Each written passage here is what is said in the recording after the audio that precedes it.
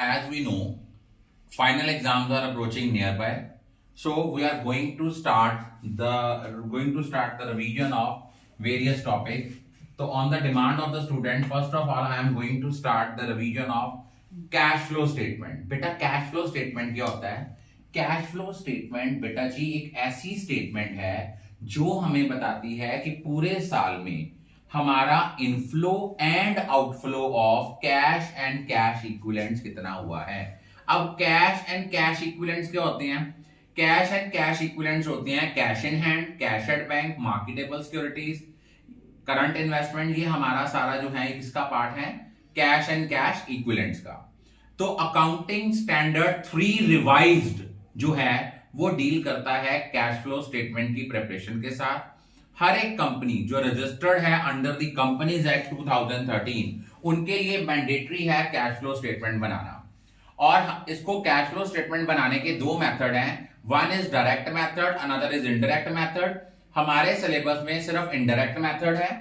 तो as per accounting standard 3 revise हम क्या करते हैं, हम अपनी एक्टिविटीज को 3 पार्ट में बांटते हैं। तो आज हम सबसे पहले करेंगे कि ऑपरेटिंग एक्टिविटी से कैश फ्लो कैसे निकालना है। एक चीज याद रखना, जब भी हमने ऑपरेटिंग एक्टिविटी से कैश फ्लो निकालना है सबसे पहले कैलकुलेट करना है बेटा जी net profit before tax and extraordinary item. वो कैसे निकालते हैं? सबसे पहले नेट प्रॉफिट लेंगे। अब आप कहोगे सर नेट प्रॉफिट कैसे आएगा? तो जितना closing balance in statement of P&L है उसमें से ओपनिंग बैलेंस माइनस करना है। अगर मान लो क्लोजिंग बैलेंस कम है, ओपनिंग बैलेंस ज्यादा है तो लॉस हो जाएगा। उसके बाद ट्रांसफर टू रिजर्व, आपको जर्नल रिजर्व दिया है, उसका ओपनिंग बैलेंस 10,000 है, क्लोजिंग 15,000 है, जो 5,000 इंक्रीज हुआ है that is because of the transfer to reserve. जो इंटरिम डिविडेंड है, प्रपोज डिविडेंड प्रीवियस ईयर का, और प्रोविजन फॉर टैक्सेशन वो लेनी है जो मेड ड्यूरिंग द ईयर है। एक हमने इसमें एक चीज ऐड करनी है, कोई एक्स्ट्रा ऑर्डिनरी आइटम है जो हमने डेबिटेड की है उसको भी प्लस करना है। अगर कोई रिफंड ऑफ टैक्स है वो माइनस होना है। कोई एक्स्ट्रा ऑर्डिनरी आइटम जैसे कोई क्लेम वगैरह आया है, एक्स्ट्रा ऑर्डिनरी आइटम क्रेडिट हुई है तो उसको हमने क्या करना है? माइनस करना है। अब अगर हमारे पास जब net profit before tax and extraordinary items आ गया उसके बाद हमने इसमें क्या करना है? जो नॉन कैश या नॉन ऑपरेटिंग एक्सपेंसेस हैं वो ऐड करने हैं। वो कौन से हैं? डेप्रिसिएशन जो एसेट पे लगाई है फिक्स एसेट्स के ऊपर, अगर किसी एसेट की सेल पे लॉस हो रहा है वो, इंटरेस्ट ऑन डिबेंचर और मॉर्गेज लोन।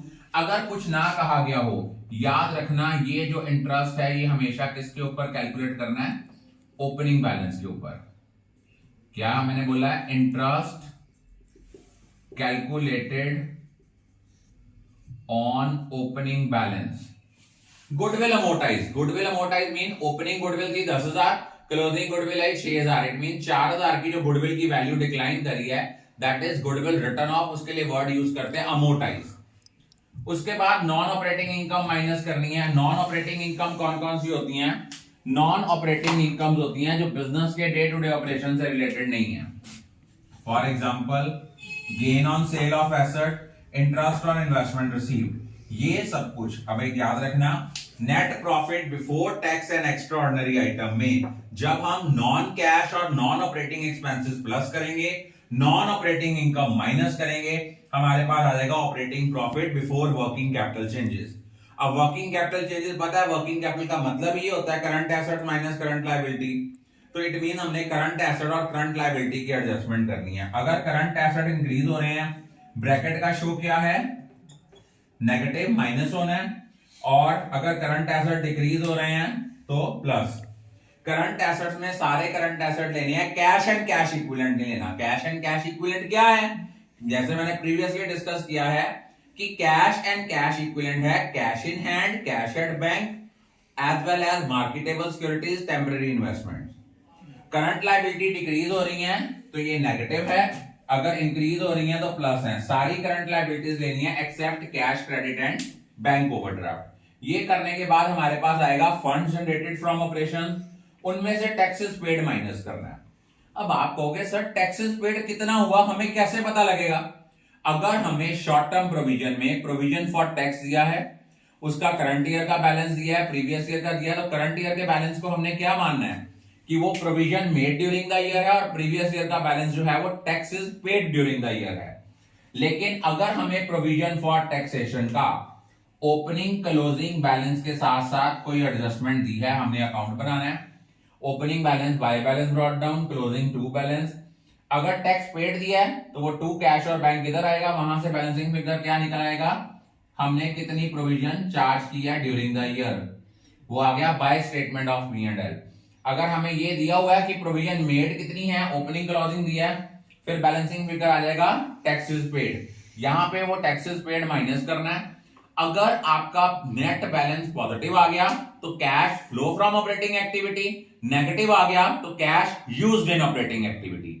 ये चीज आपने ध्यान से याद रखनी है। I think all of you are clear about it.